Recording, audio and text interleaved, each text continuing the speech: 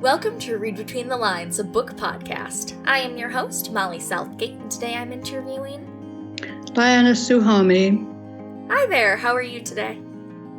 I'm okay, thank you. That's good. So can you tell me about your writing? Well, the latest book I've written is called Modernism Without Lesbians. And I began writing biographies of lesbians about 30 years ago. So this book is sort of a kind of culmination of many biographies that I've written before. And it's about 4 women who made a huge contribution to the modernist movement. I'd written about the 4 women of Briar, whose birth name was Winifred Elliman, and she chose her own name and broke from her rich family. There's Sylvia Beach, who founded the bookshop Shakespeare and Company in Paris and published Ulysses when no other publisher would. There's Natalie Barney and there's Gertrude Stein. So it's 4 very different women, but they all loved other women. And correct me if I'm wrong, but you've written a biography of Gertrude Stein before, correct? Well, I wrote a book. In fact, it was the second one I wrote, and it was about 30 years ago, I suppose now. And I called it Gertrude and Alice, and it was about the long, happy marriage of Gertrude Stein and Alice B. Toklas.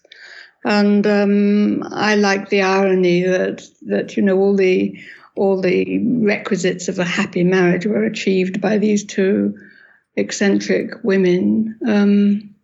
But I've written about her again now, but in the context of her work and her contribution to modernism, about Gertrude's contribution to modernism.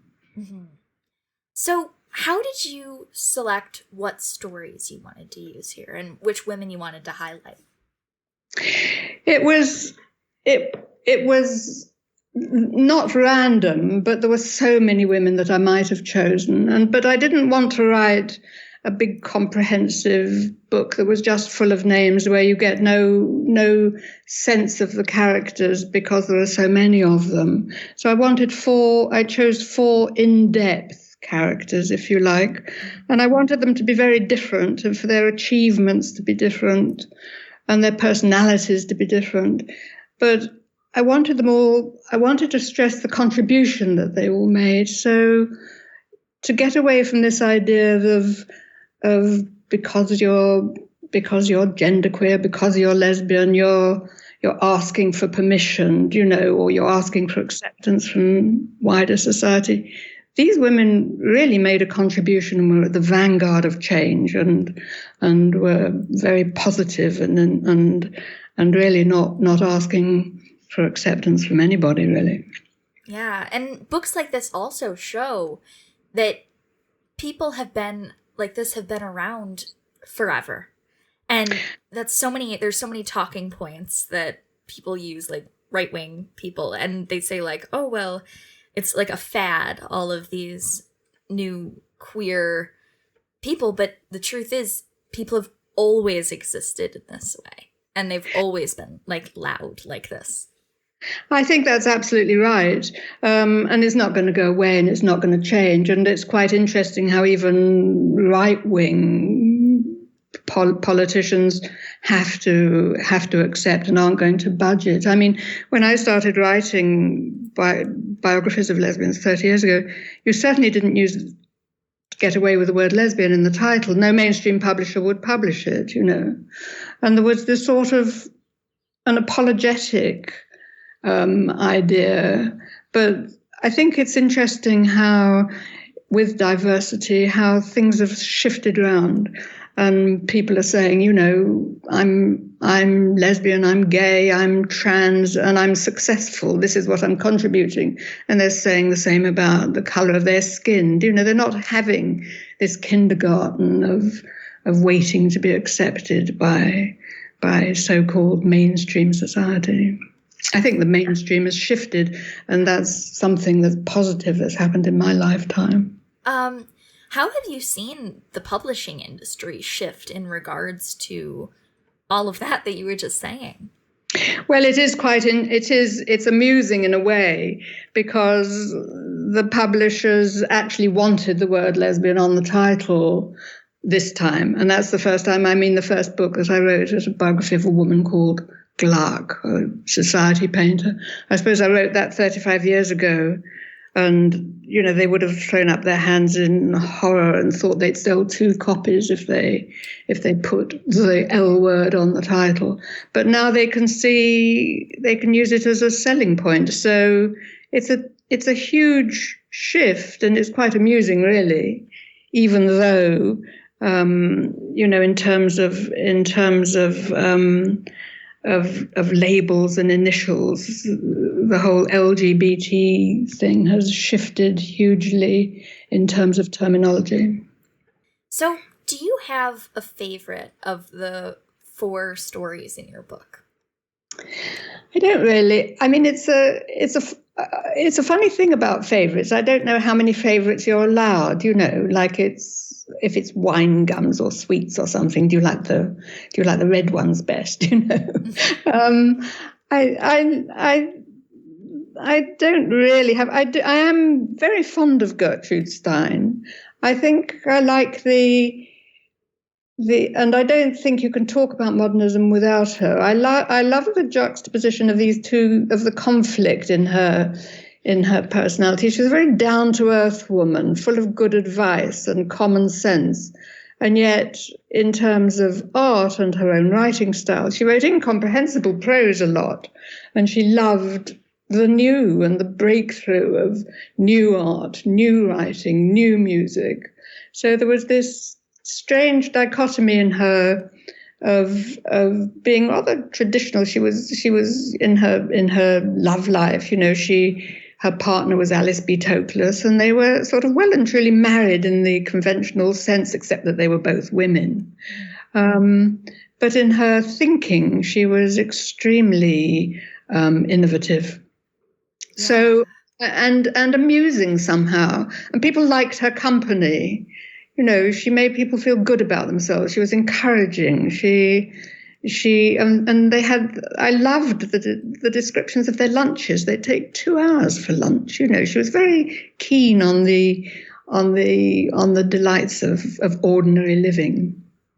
Yeah, definitely. And it's so interesting to see how all of their stories play into each other too. And like how she would like write the poem for Shakespeare and Company. And like there's so many different ways where you can see all of the women in the book interacting and like meshing together.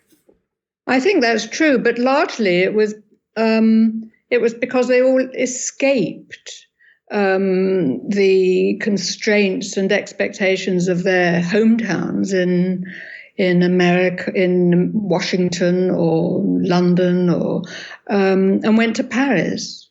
And they formed a community there where they made their own rules. And so they defied patriarchy, if you like. I mean, there was censorship of books, there was, and it was forbidden. I mean, The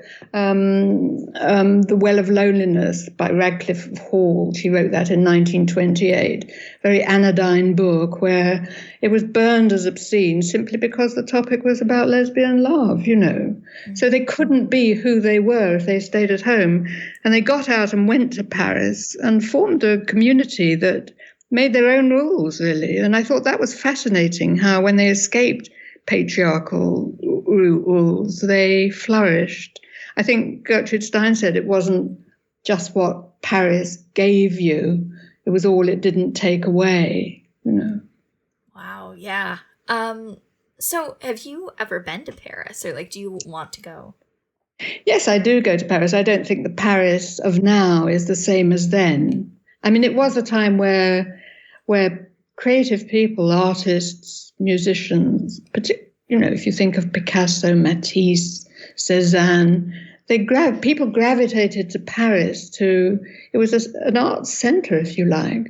And the indigenous French, the indigenous Parisians accepted them, and rents were cheap, rents were cheap and rents were low and food was cheap. Living was good. So it's quite interesting how a society of lesbian women formed there. They took very much the model of Sappho and her island of Lesbos, and how a community of women could flourish if they separated themselves from the expectations of men, which were, if you think that the expectation was marriage, and women lost their names if they married, and they didn't have property of their own, and careers were denied them. So it was a way of getting away from that and being themselves. Yeah. So do you have a favorite biography that you've ever read? That I've ever read? Yeah.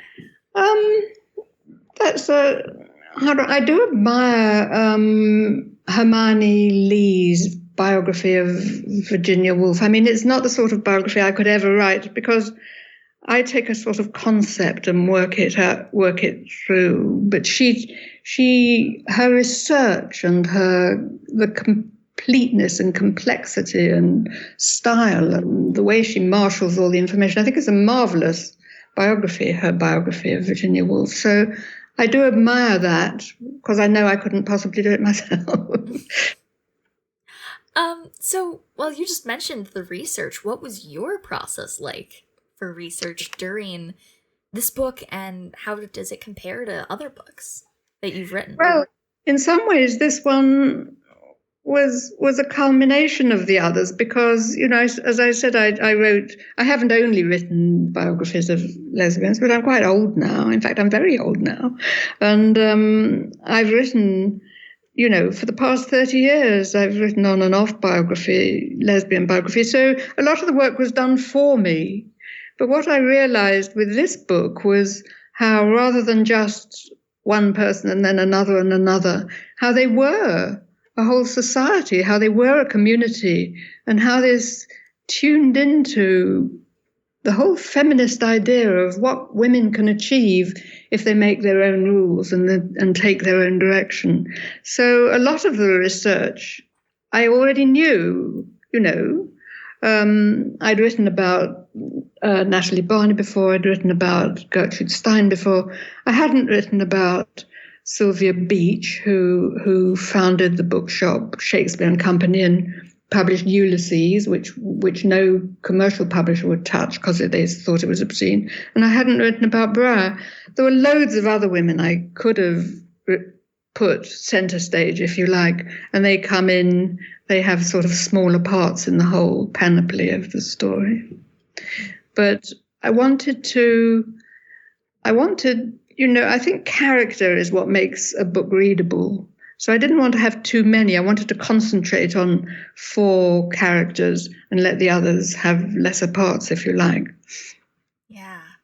Does that make sense? Oh, yeah, it makes total sense. Yeah. So when you were writing, did you write each story like individually at different times out of order than they are in the book, or did you go through in the exact order that they are in the printed version?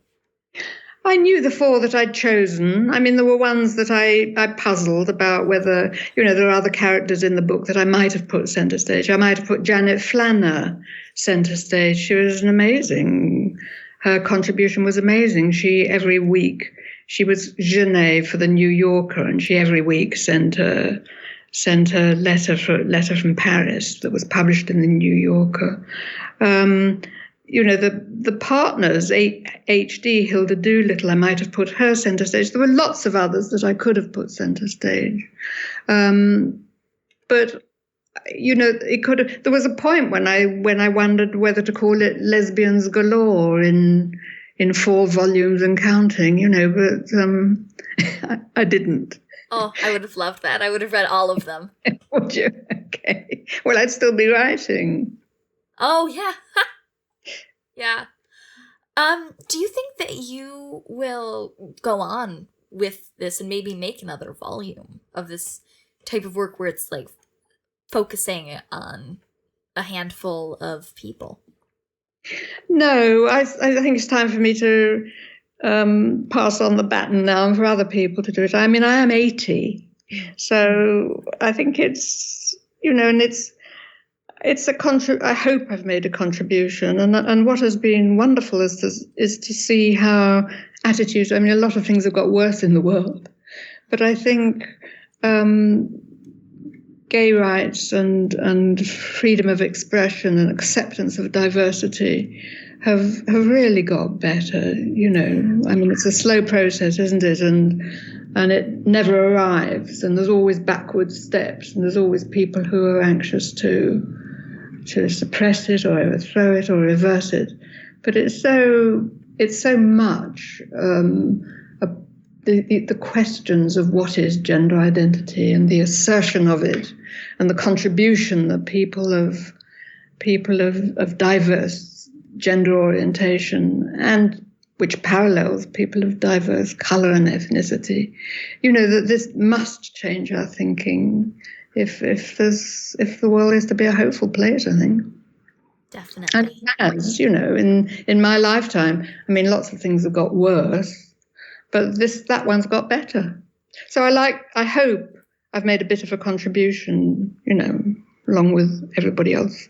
Well, I personally believe you have. I was listening to something the other day all about queer history and how it gets erased so often. And as I was reading your book, I kept thinking about that, because this actually shows people who were LGBTQ plus and shows their real history in a real time, and it's not fictional or anything. And that it oftentimes is fictional, or it is like that Twitter thread that was all made up about the queer soldiers and that turned out to be photoshopped and everything. So I personally believe that this is so important for people to read regardless of their sexuality. Yes, I think it's true. And isn't it interesting how people with any kind of leaning towards fascism or repression, how they always pick on genderqueer people or people of colour. It's kind of strange and so awful, but it does happen that intolerance always fixes its eye on it. But I think it's so entrenched now, and so change and acceptance of gender diversity that I don't think it's reversible. I really hope not. Yeah, I agree. So, what interested you in the modernist movement? Well, it ties up with the tolerance world, I think. I mean, it was this shift away from 19th century orthodoxies, which went through every aspect of life. I mean, there was orthodoxies of lifestyle and orthodoxies in art, that a book must have a beginning, a middle, and an end, and chapters, that a painting must be representative, that a symphony had 3 or 4 movements. There was these attitudes of rigidity that the 19th century followed, and they would express themselves in lifestyle and were very destructive for women of who wanted to express themselves freely and wanted to achieve. I mean, women had to fight to express themselves. So modernism was this break from the old, this shock of the new, and it was a wonderful revolution, I think. I mean, the Second World War came down like a shutter and stopped it. And stopped it, I mean, the German army marched into Paris in 1943, and that was the end of all these efforts at free expression and change. But it was a wonderful freedom of expression and acceptance. It's like the light shining through, Yeah. As I was reading too, because I knew that the World War II was about to start, based on the times, and I knew what was going to happen. but it was still like such a punch in the gut every time to see like all of this art and everything, just so much of it taken away. That's right. And what's the first thing that fascists do? They burn the books and destroy the paintings. You know, I mean, Sylvia Beach was interned, you know, and on the grounds of having published Ulysses and James Joyce and employing a Jewish assistant in her bookshop. It's always startling that the good can be stamped out by such appalling actions, really. Yeah. So, how did you select, like, which pieces of poetry and, like, what letters you wanted to use in the book? Because there's samples of their writing throughout it. Yes, in some ways it's more difficult. You know, that expression, I've written you a long letter because I didn't have time to write a short one, you know. In some ways it's much more difficult writing a short account of someone's life than a long one. So when I chose poetry, I wanted it to be representative of the idea that I was trying to make. So if it was by Hilda Doolittle, it was to show how internal and her poetry was. And to reflect a point that I was making rather than to give an objective or detailed account of her work. With Gertrude Stein, it was to show how strange her poetic style was. So it's selective, but I hope enlightening of an idea that I would be making at any given point. Yeah, definitely. From where I am in the book, it really adds color to it, you know? Yes, I hope so, yes. It is quite difficult. I mean, there is what you leave out is quite important, I think, because you have the poor reader doesn't want to plow through all of it. Yeah. So how did you go about finding pictures for your book? And, like, did you always know you wanted to have photos throughout it? Well, I'd love to have had, and here this was a sort of a bit of an argument with the publisher because there's a huge charge on good photos, you know, if you're using some agencies like Getty Agency or photographs by Cecil Beaton. He took some wonderful photographs, but sometimes the reproduction charge is so great that you'd end up with a book that nobody could afford. So I knew I wanted photos, but I was restricted by the pragmatic consideration of how much I'd have to pay for each one. Oh, yeah. And I did have an argument with the production. It was, well, not an argument. There was a constant sort of bargaining with production department of how many I could have, and they made me cut out lots that I wanted. Yeah. Because of cost. Well, do you have one of, I know I keep asking favorites. Do you have a favorite of the photos in the book? I know that's a really tricky question. I think, again, you know, that photograph of, and I think is it by Cecil Beaton, of Gertrude Stein and Alice B. Tokeless and their dog, which they call Basket, the poodle, sitting there. And it just kind of, it's a mesmerizing photograph. They're not beauty, they're not traditional beauties, but my goodness me, they're arresting in their appearance. Gertrude and Alice and Basket the dog. You know, do you know the one I mean, or you'll see it? Oh, I will have to look. Once we get off of this, I'll run upstairs. You have a look at Gertrude and Alice and Basket, yes. No, I'm not at that point quite yet. Yeah. Once I get there, I will look at that photo, though. You will, yes. But there's, you know, I would have loved to have had, you could just do a book of the photographs of them all. They're stunning. Very often, the hats that they wore as well, you know, when they get dressed up. And Natalie Barney, of course, it's on page 296 if you've got the hardback. Mm-hmm. It's Gertrude and Alice and Basket, the dog. I think Natalie Barney, she because it was the beginning of photography, and she loved having her photo taken and loved dressing up as well. So there's some amazing photographs of her. Yeah, I'm so excited. I'm right at Natalie Barney's section. I'm about to start hers, and I cannot wait to start reading about her, because she's another one who I really did not know too much about prior to reading this book.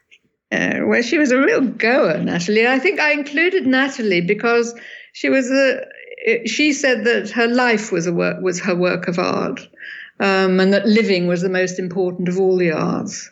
I think by living she meant lots of sex. I mean, her lovers were countless. I think she had her last affair when she was 80. She sort of picked this woman up on a park bench in Nice, but she sort of, and she loved aphorisms and I mean, what did she say? She said, of being lesbian, people call it unnatural. All I can say is it's always come naturally to me. And she sort of took away any kind of guilt or shame. And she was so unapologetic about her life, so out there, that she gave courage to others, And she had these amazing Friday afternoon salons where people read their latest works of art and met lovers and friends. So she was central to that Paris community. Yeah, and it really is it was such a community. And like when I was reading it, as I was reading the book, I was like, oh, they were so connected. And there's so many people like even on the periphery of the novel that were such a part of that, and that are so like ingrained still in popular culture. Yes, I think so. I mean, there would be, maybe it will never totally be discovered, but how did the word get around quite so much what was going on? They all knew they gravitated there. It was a magnetic force of it, really, for women who wanted to meet other women and wanted to express themselves through art, through writing. And they none of them made much money at with their work, but they published each other and read each other's books, and Breyer financed the little publishing companies like Contact Editions that published for the first time Gertrude Stein and D.H. Lawrence and Hemingway. They were intrinsic to this whole new way of seeing and saying. Yeah, definitely. And something that I really love about it is that you don't just, like, some books like this only focus on people who were writers at the time, or only focus on artists, but you really have such a wide spectrum in this book, and not only of the creatives, but also the people that pushed those creatives to the forefront. Yes, it's always a problem because, how much information do you include without losing your reader? There can be too much. How much can you absorb? And I've left so much out because you can get sort of indigestion, can't you? If there's too many names, too many people. It could have, like I say, it could be lesbians galore, Mm-hmm. Yes. Well, this has really been so excellent talking to you. I just have one last question for you today, and that is, what do you have coming up? Well, I've taken a commission that's worrying me, which is to write a memoir. Oh. So that's what I'm doing with some trepidation, and everything that any of us work on it raises questions. What do you leave out? What do you include? How candid are you? What what is the tone you want to strike? So that's what I'm working on with anxiety, puzzlement, confusion, as always with writing. Yes. Well, I will definitely be keeping a lookout for that. I'm so excited to finish this book and go back and read your other work. I'm really just, I love this book so much. Well, it's really kind of you, Molly. Thank you. Oh, of course. Thank you for coming on. For Read Between the Lines, my name is Molly Southgate. I'm Diana Souhami. Let's end this the way all great stories end. Happily ever after. The end. Thank you for listening to Read Between the Lines, a book podcast. This episode is hosted by Molly Southgate. It is edited by Rob Southgate and produced by Southgate Media Group. You can get in touch with the show at readbetweenthelines@gmail.com, or you can send us a voicemail at 708-887-9473. That was 708-887-9473. You can also find us on Instagram at Read Between the Lines Podcast. Thank you so much for listening.